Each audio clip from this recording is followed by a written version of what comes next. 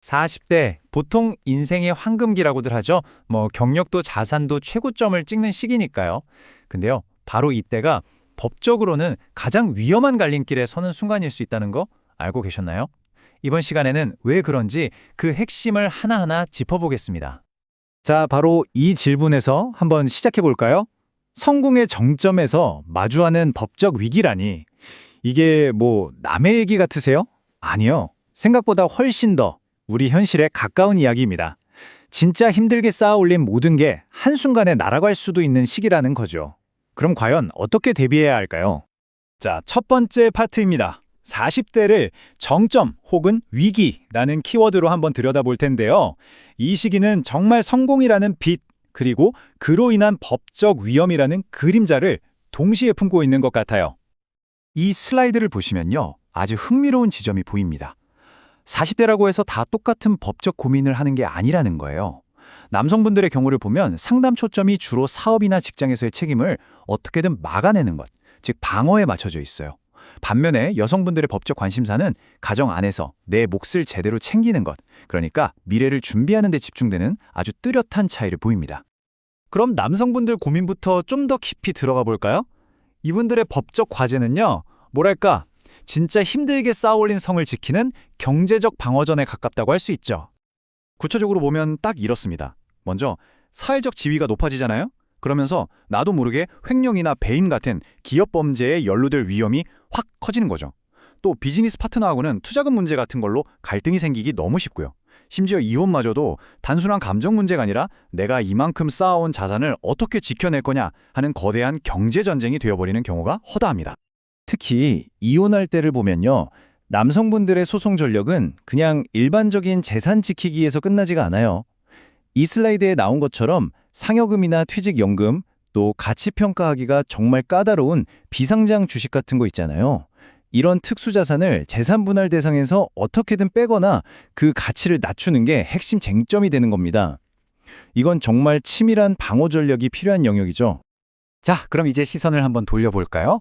여성분들의 법적 고민을 살펴보겠습니다. 남성분들이 방어에 집중했다면 여성분들은 자신의 미래를 위한 경제적 기반, 다시 말해 재산권을 확보하는 데 거의 사활을 건다고 볼 수 있습니다. 여성분들이 마주하는 법적 과제는요, 특징이 있어요. 주로 가장 가까운 가족 관계 안에서 생긴다는 거죠.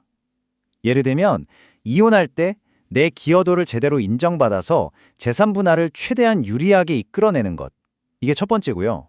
그리고 부모님의 재산을 둘러싸고 형제자매 간에 벌어지는 상속 분쟁을 해결하는 것도 대표적입니다. 때로는 가정 내 갈등에서 나 자신을 법적으로 보호하는 것. 이것도 정말 중요한 과제가 되고요. 바로 이 지점. 이게 여성분들의 재산 분할 소송에서 가장 중요한 전략이라고 할 수 있어요. 옛날에는 전업주부의 가사노동이 경제적 가치로 제대로 인정을 못 받았잖아요. 근데 이제는 달라요. 혼인기간, 육아, 가사기여도 이런 걸 구체적으로 싹 입증해서 재산 형성에 대한 내 기여도가 50%가 넘는다. 이렇게 주장하는 게 핵심입니다. 이게 바로 내 권리를 실질적으로 확보하는 길인 거죠. 그리고 또 다른 중요한 전선이 바로 상속입니다. 부모님이 특정 자녀에게만 재산을 싹 물려줬거나 좀 불공정한 유언을 남겼을 때, 이럴 때 내 법적 상속분을 되찾기 위한 소송이 바로 이 40대 시기에 집중적으로 터져 나옵니다.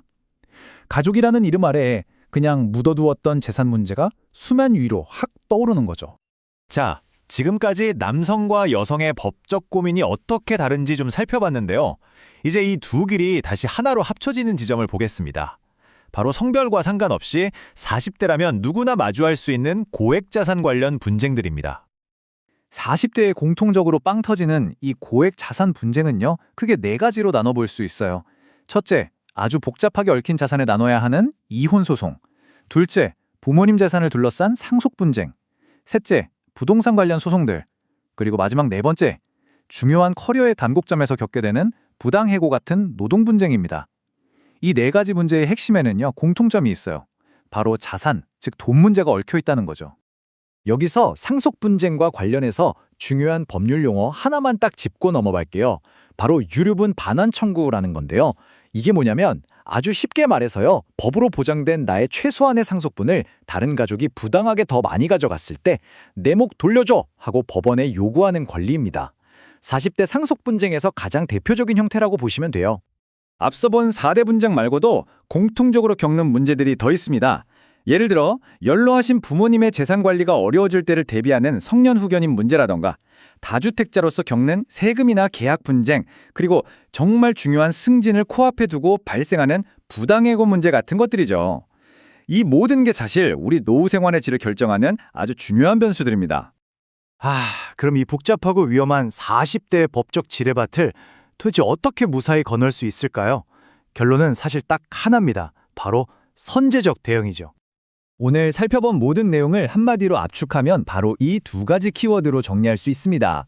하나는 지금까지 내가 정말 힘들게 쌓아온 자산을 지키는 것, 그리고 다른 하나는 부모 세대로부터 물려받게 될 가족 자산을 현명하게 관리하는 것.